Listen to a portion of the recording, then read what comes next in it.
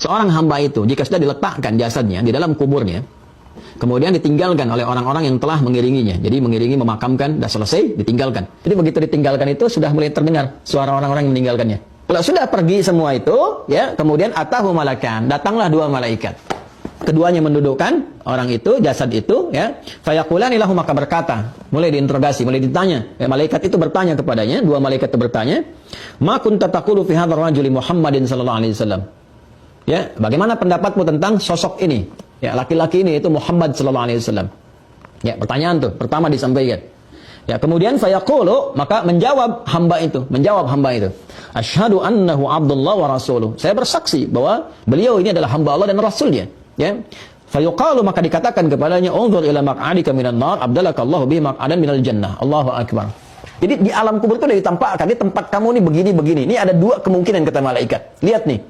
Kemungkinan kamu yang berada di neraka itu dengan jawaban kamu seperti tadi itu, kemungkinan kamu di neraka itu dihilangkan oleh Allah. Ya. Artinya apa? Bukan di situ tempatmu. Ya. Allah sudah mengganti itu semua maq'adan minal jannah dengan satu tempat di surga. Setelah dia bisa menjawab itu, ya, kalau yang tadi di Al-Bukhari kan ditampakkan tempatnya di surga, ditampakkan. Jadi kebiasaan amal kita. Ahli puasa ditampakkan babur rayyan, kan? Ahli tahajud tampakkan babut tahajud. Ya, kalau semakin soleh, semakin tinggi, ada yang saat sakaratul maut tampakkan surganya. Ya. Setelah itu apa yang terjadi? Ya, belum selesai ini teman-teman. Tsumma yunawwaru lahu fihi, tsumma yuqalu lahu nam. Allahu akbar. Ya, setelah itu diberikan penerangan. Nah, ini informasi dari hadis semua nih. Diluaskan, dikasih penerangan. Ya, enak, nyaman, tenang dan sebagainya. Tsumma yuqalu lahu nam. Lalu dikatakan kepadanya, ya, malaikat itu berkata, udah istirahat aja dulu. Tidur aja dulu sekarang. Istirahat dulu. Ya, Masya Allah. Ya, disuruh istirahat, ditampakkan surganya, nikmat semua, tempatnya luas, tempatnya lebar. Ya. Kemudian, fayaqulu arji' ila ahli fa akhbirhum. Allahu akbar. Ya, Allahumma shalli ala sayyidina Muhammad. Fa yaqulu arji'u ila ahli. Ya. Fa akhbiruhum. Maka mayit itu berkata, aku bisa enggak pulang dulu? Aku ingin kabari keluargaku. Dia ingin mengatakan, jangan banyak meratap, jangan sedih, cepat siap-siap beramal. Aku lebih nikmat di sini, kalau bisa cepat nyusul ke sini. Di sini lebih enak dibandingkan dengan tempat yang kamu tinggali sekarang. Arji'u ila ahli fa akhbiruhum. Ya. Aku mau pulang, ya, mau kembali dulu ke keluargaku. Aku pengen ngasih tahu, kalau bisa beramal. Cuman nggak mampu, nggak bisa, gitu kan? Maka diperintahkan oleh malaikat, fayaqulani nam kanaumatil arusil ladzi la yuqidhuhu illa ahabbu ahli ilaihi. Allahu akbar. Kamu tidur aja seperti tidurnya pengantin yang nggak akan terbangunkan kecuali oleh yang paling mencintainya, baru dia bangun. Ya, maka ini menggambarkan suasana kenikmatan di alam kubur dikasih sedemikian rupa. Maksudnya apa? Sampai nanti Allah tetapkan hari kebangkitan tiba, baru bangkit. Bangun. Jadi kubur itu tempat istirahat aja. Ya, Masya Allah diapresiasi tinggi. Udah, kamu udah lelah. Kamu di dunia tawakan am tawak. Ya ayyuhal insanu innaka kadihun ila rabbika kadhan famulaqi. Kamu udah berusaha sebaik-baiknya, ya. Udah luar biasa lelah kamu. Sekarang lelah, kamu istirahat aja.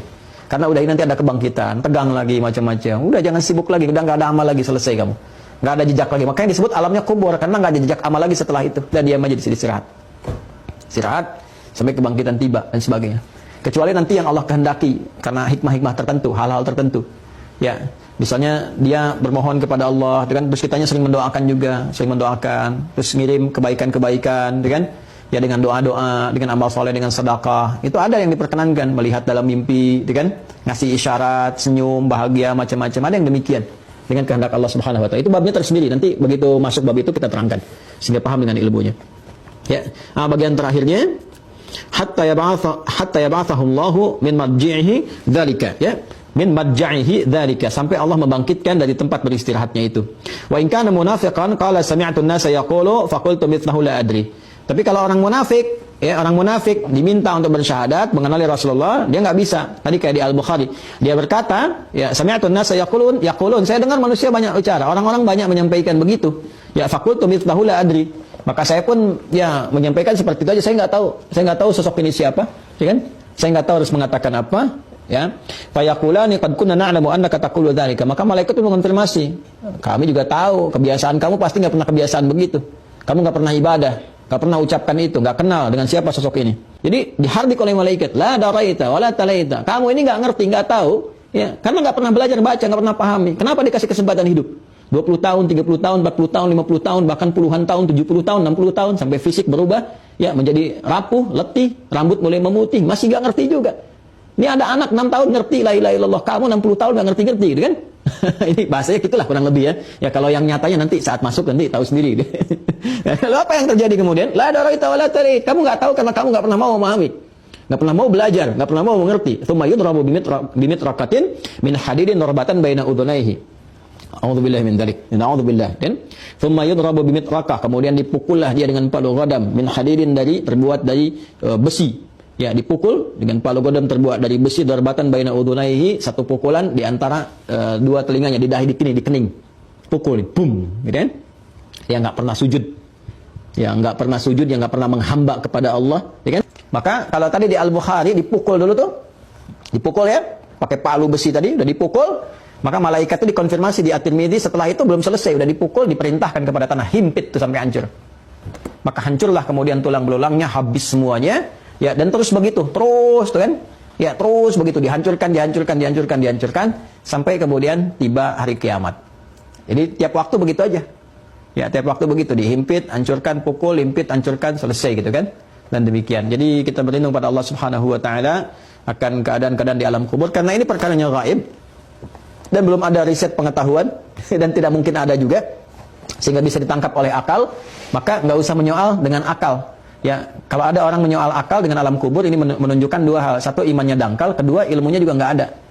Ya, ini sebetulnya orang bodoh kalau menyoal seperti itu, jangan terlalu jangan terlalu banyak dalil kalau menyampaikan. Jadi kalau orang nggak yakin, jangan pakai dalil, karena dalil itu masuknya ke iman. Iman itu urusan keyakinan. Ya, disampaikan, dakwahi, doakan,